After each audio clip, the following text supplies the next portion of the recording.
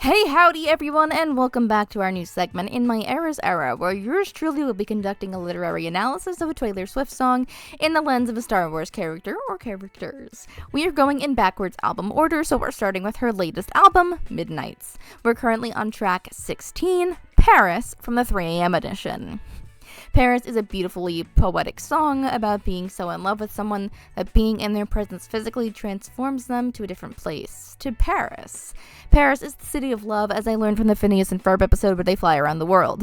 Now, there are many theories about this song and who it's about, but I don't care.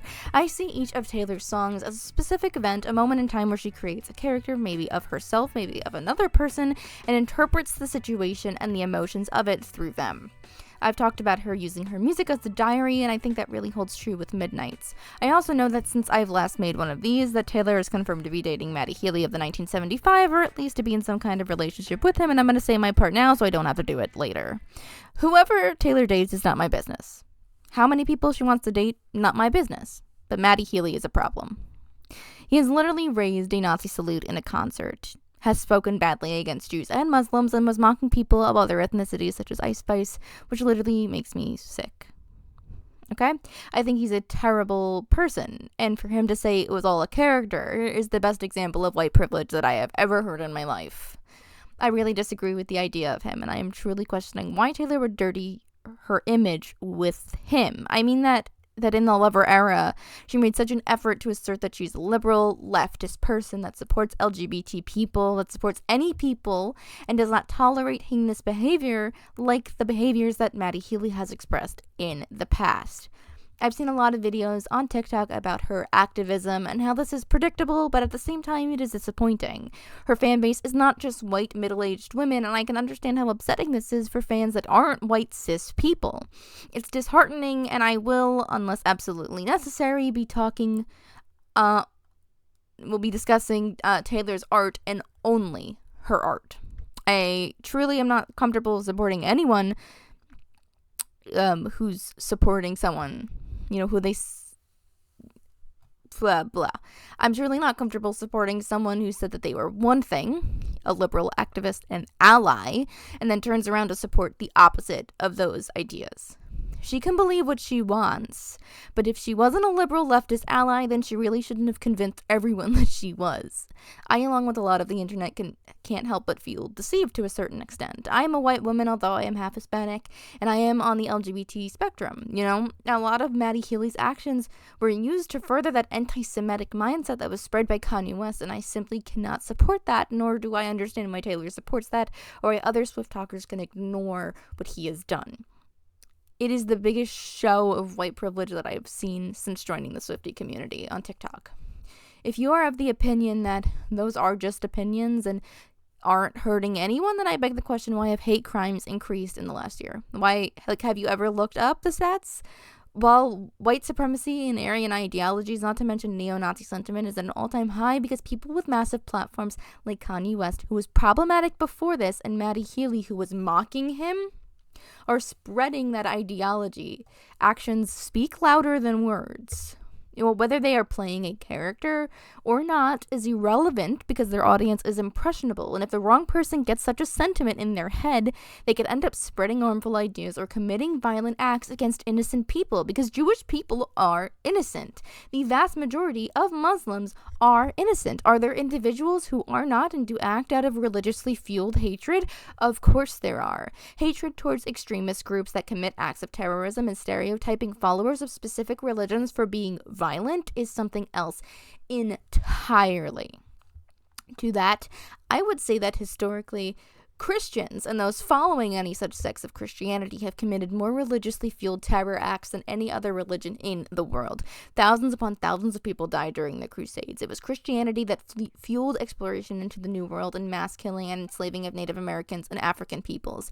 It is Christian ideas and misinformation by Christian authorities that are the cause for the hatred against the LGBT peoples and the misinformation behind the hundreds of pieces of legislation made in the last year with the specific intent to harm or prevent LGBT peoples from being themselves and living peaceful lives on their own terms.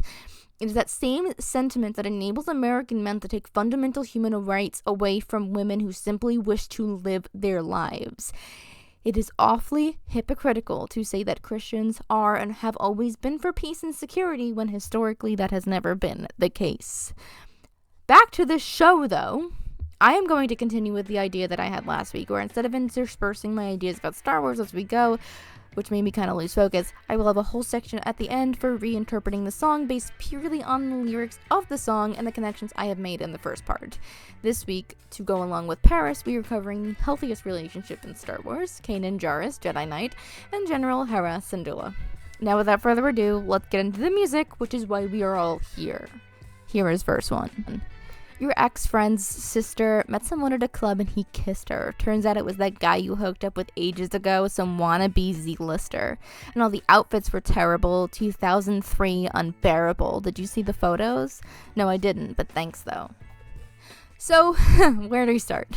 Maybe at the beginning. You know, Julie Andrews once said it was a very good place to start. Verse 1 of the song is like an absent-minded conversation between two friends. Maybe they're having dinner at an Olive Garden on a Tuesday.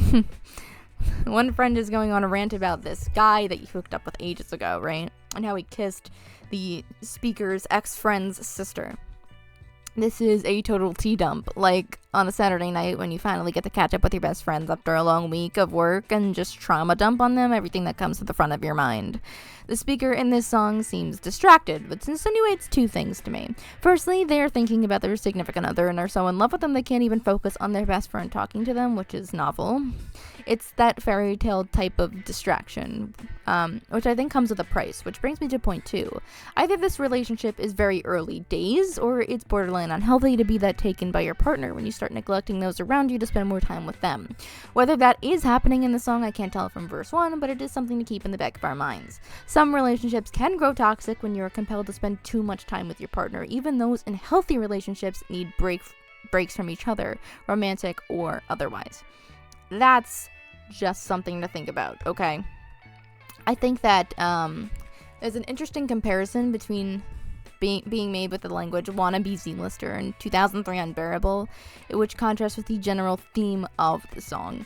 If something is being described as Parisian, it's being associated with elegance and class and maturity, that sort of graceful, effortless beauty, which is the polar opposite of the 2003 unbearable miniskirts and leggings or jeans underneath, and the bumpits and foundation lips and so much denim it burns. Whilst that's the 2003 unbearable in Paris, the street fashion is very much neutral colors, sweaters, button-downs, long pants, boots, or sneakers with slicked back hair and little to no makeup, right? Chasing fame like a wannabe Z-lister is an inherently American-associated construct. I'm not saying that Americans invented it, they most obviously did not, but in the modern day, they are the country I most associate personally with the idea of chasing fame and money. It's the literal definition of the American dream.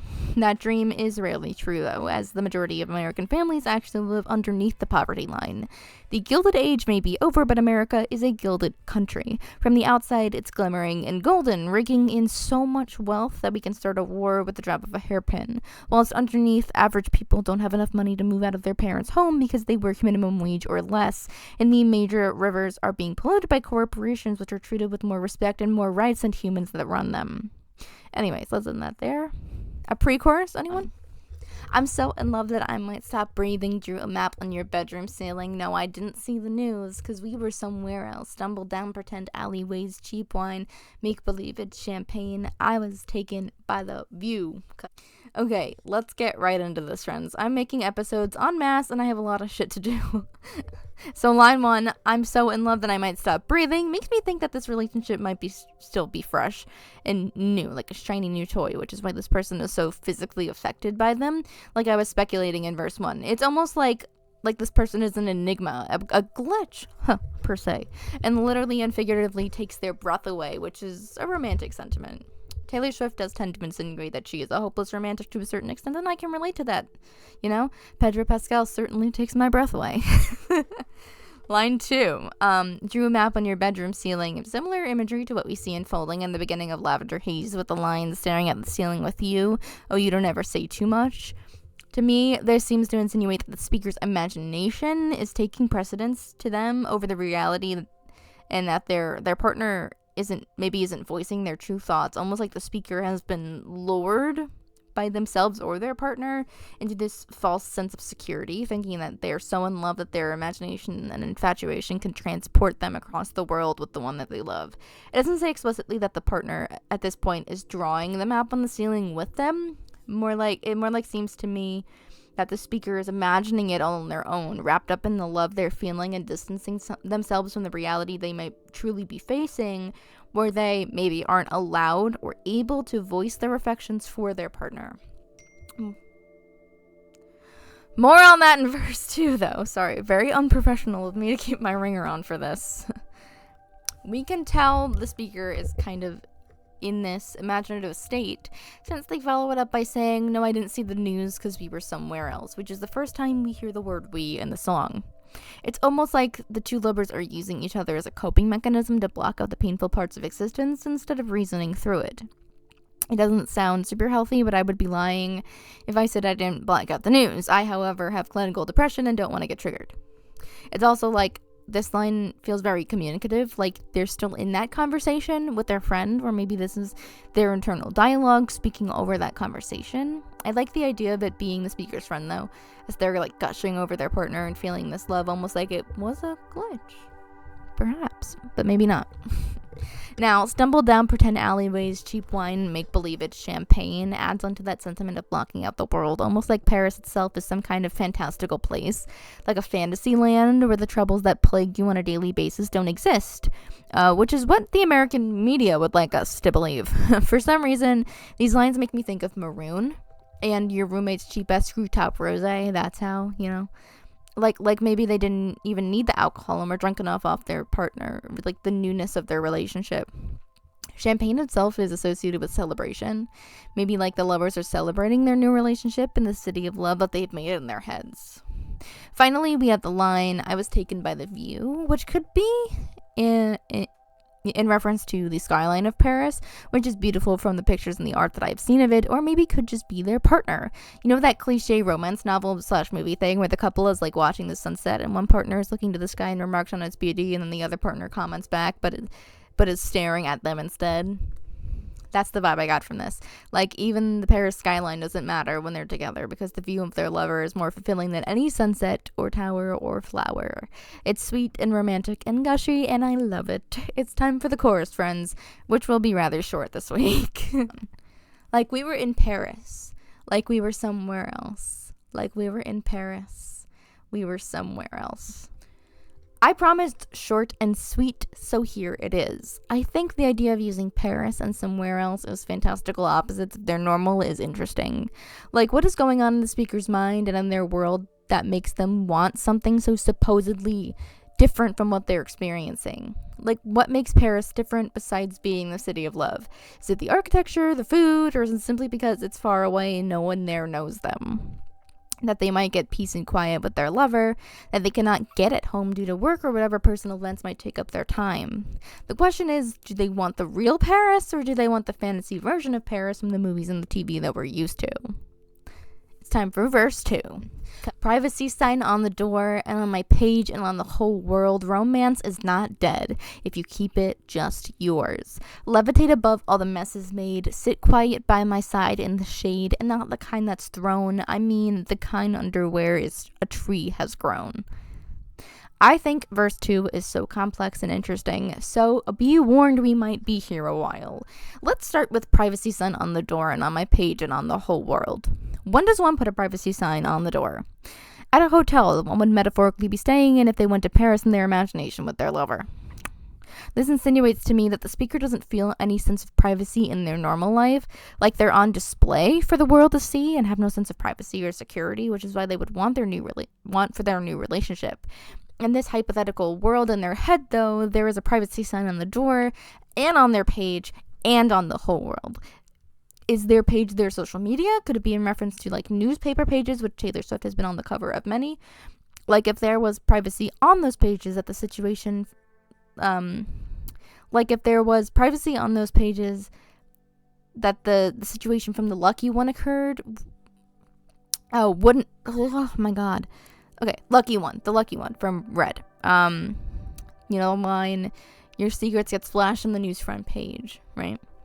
In this hypothetical world in their head, the whole world, would give the speaker privacy like they would for any average person, which is obviously severely wanted by the speaker, which is why they're imagining themselves somewhere else with their lover.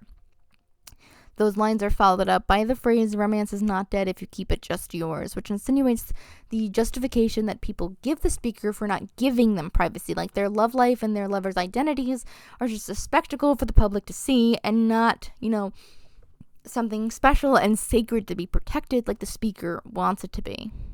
That is the shocking truth of fame and having a life in the public eye, that nothing inherently normal and special is allowed to be such anymore, that you are made to be a puppet or a mirror ball, which no matter how many times you get broken or shattered, you're expected to put yourself back together and do it all over again.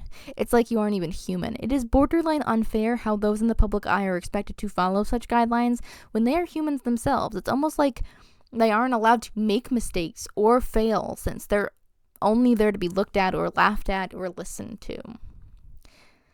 Then the speaker outlines how they find this metaphorical happy place, right, as they levitate above all the messes made and remove themselves from the narrative that has been painted for them about their life and all the mistakes that they have never been allowed to move past, all the things they didn't mean to say, to sit quiet by my side in the shade.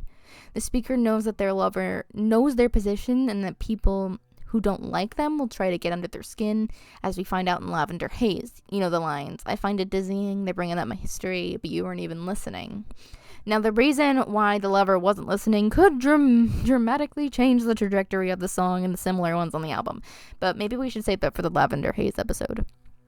I will say here that they could not be listening because they don't care, because they love the speaker and just want to be with them. Their mistakes included, or it could be that they were not heeding the warnings that they were being given, thinking it must be an overreaction and regretting it later on, which is what I think happened to Joe Alwyn, because, well, if you know, you know. If you know, you know. Back to Paris, though. The speaker has asked their lover to levitate above their messes and their past, to sit quiet by their side in the shade.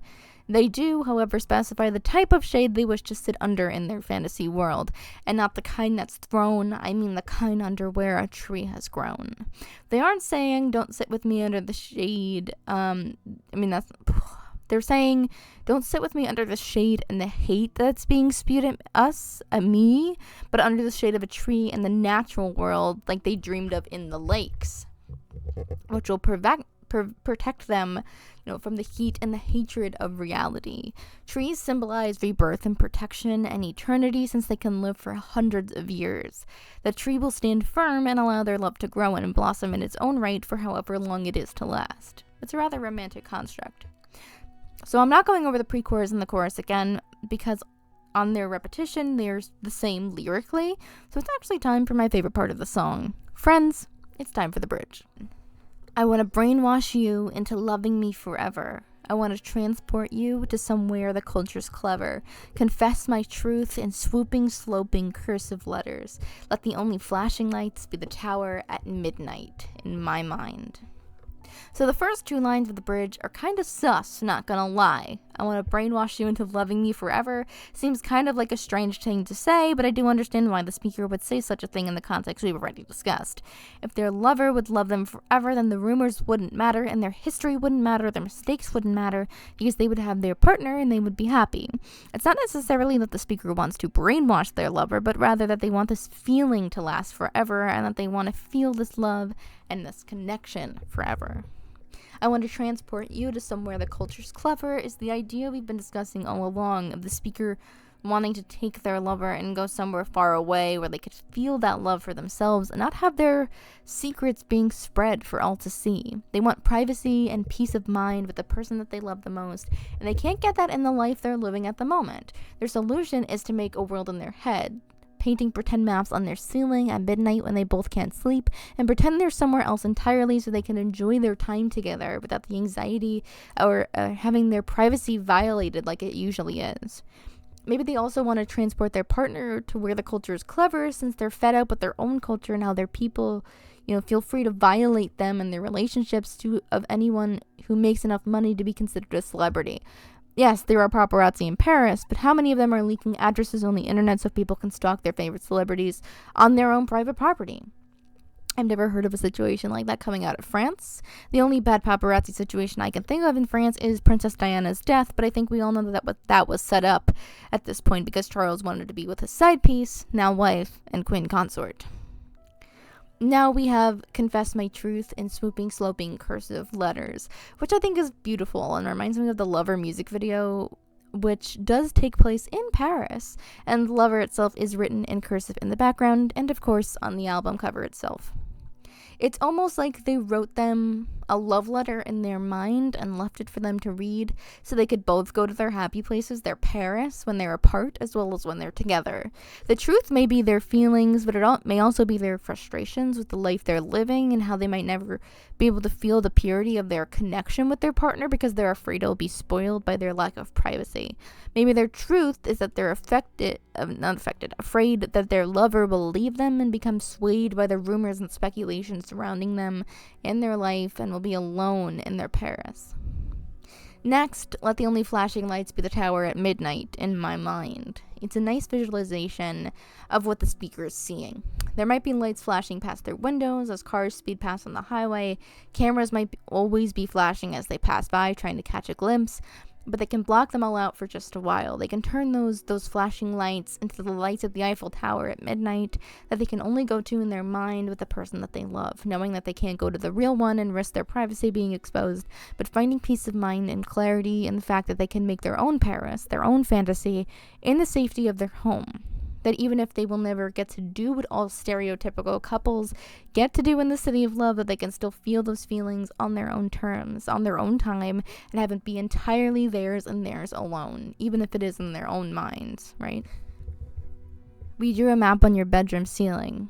No, I didn't see the news because we were somewhere else, in an alleyway, drinking champagne. Because we were in Paris. Yes, we were somewhere else. My love, we were in Paris. Yeah, we were somewhere else.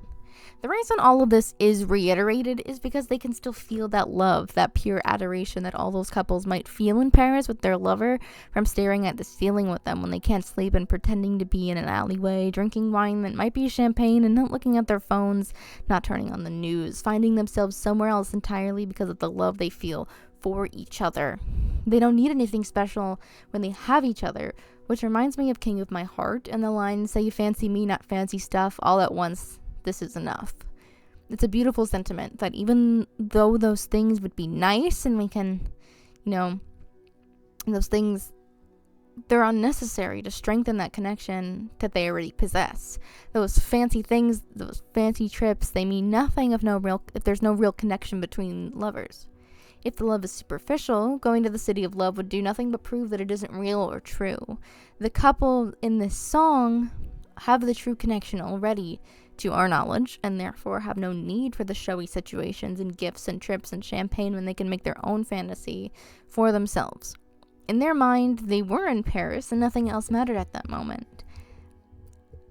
Now it's the time for the Star Wars of it all, where we will be covering the healthiest relationship in Star Wars, Kanan and Hera. So make sure you get yourself a beverage, friends, and a cozy spot to sit, listen, and or watch the rest of this episode. I thought the literal fanfiction I wrote for the last episode on High Infidelity was cringe as fuck, so we're gonna go line by line throughout the song and discuss Kanan and Hera's relationship in a wider perspective.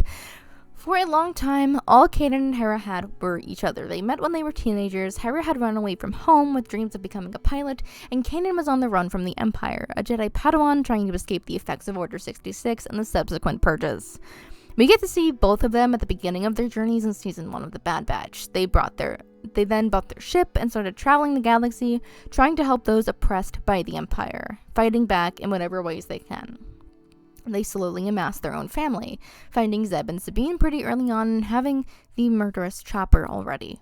They then found Ezra, a young teenager who had lost both of his parents, or so they thought when they first met him, to the Empire, and had been living on the streets of Lothal for most of his life. They treated him like their child. I know that everyone knew that Hera and Kanan were wildly in love with each other. Literally everyone. They literally call each other dear and dearest in season 1, episode 1 of Rebels. It's not an inside joke, and best friends certainly don't call each other dear and dearest constantly. They were probably both afraid of committing themselves to each other in such a dangerous and virulent world, or both of them could very well die at the hands of the Empire. But goddamn, did y'all watch the episode where Hera goes home to Ryloth and Kanan meets her father? Like, come on! He was totally trying to make a good impression so he can make a move on her. 100%, okay, 100%. We know for a fact that he did try to further their connection to each other because after Kanan dies, spoiler alert, Hera has his baby. That means she was pregnant when he rescued her on Lothal and didn't know it. Well, she didn't know it. Maybe he knew, which is one reason why the Force may have granted him his vision back right before he died, to see the love of his life carrying his child before he exploded in a fiery ball of algae. It is why he had to make sure she would live, pushing back the shuttle so she wouldn't suffer from the blast. Look, he is so amazing. Rest in peace, Kanan. If you come back as a Force ghost in Ahsoka, I will cry painful tears. I will be deceased. Period. Let's get into the song, though, friends. I don't feel verse 1 is what I relate to them directly. I can headcanon that Zeb was trying to talk to her about something, but she was daydreaming about Kanan the whole time. Zeb definitely seems like he would try to play matchmaker and get the two of them together at some point. Those are his best friends, and he knows damn well that they would be better off together, as with the rest of the Ghost crew. The two of them, when they are together, do seem to know what the other is thinking before either of them need to voice it to the rest of the crew. They do that a lot. So much so that you should put it on your Rebels rewatch bingo card. Also, we never see Hera's room, although we do see Kanan meditating in what is presumably his room, but maybe they share one? Question mark? We have never seen both rooms in the same place. Well. They do spend their free time sitting together on the couch in the lounge of the Ghost, his arm behind her back. Sussy, sussy, sussy, sussy. The majority of their relationship is based in speculation because we never actually see the moments they met or any of their adventures together before Rebels. If that isn't Bad Batch Season 2, I'm sorry. To be honest, I was uninterested because of the whole whitewashing thing that was happening with them. Look, even Rex looked white, which is fucking ridiculous. When I think of Kanan and Hera, I think of them on the roof in Lothal where he had stolen her back, her family heirloom, and the two of them are flirting with each other because Hera was on drugs because of the Imperial probe droid, which hits different now that we know that she's pregnant then. The two of them really looked like they were in their own world at that point in time before everything went to shit. I do just want to pause their story there and pretend nothing happens after that. Literally nothing. I'm good right there. Thank you. Thank you. Their place was Lothal, right? And the Ghost. But they themselves say that they kept being drawn back to Lothal for some undisclosed Force reason, which might be Ezra, but also could have been something else. Despite the Imperial presence on Lothal, they found peace there, which they never had anywhere else. Not on Atollon, not on Yavin. There was a peace in the domesticity they experienced there and on the Ghost, and you can tell that they thrived in it. They were on the same wavelength. Lothal is their Paris. Sorry. The reason they don't really talk about their relationship may be because they live with so many people who love them very much, but also will question them based on their decisions and their moral efficacy. Sabine. Makes sense to me that on a ship full of so many personalities and motives, although it was based in love, they would try their darndest to remain, to retain some of that privacy and personal connection for themselves. I think this would be especially true when they join the rebellion, and there are 10 times the amount of personalities surrounding them at all times, and Hera is granted a leadership position pretty much right off the bat. There's a lot of attention and a lot of responsibility for both of them, not to mention less time to spend together, hence why the time they would spend together at that point would be even more meaningful later on. If I'm being very honest, I don't want to do any more of this week. I'm tired and I'm moving, so I'm going to call it here. Thank you all for watching and or listening to this episode of In My Era's Era. Join us back here in 2 weeks' time when we cover Track 15, Bigger Than the Whole Sky, and Ahsoka Tano. Join us next week for our coverage of Undara on Lady Qi'ra's Galactic Adventure. Make sure you remember to sit in the shade, but not in the kind that's thrown. I mean the kind under where a tree has grown. This has been In My Era's Era. Thank you for watching and or listening.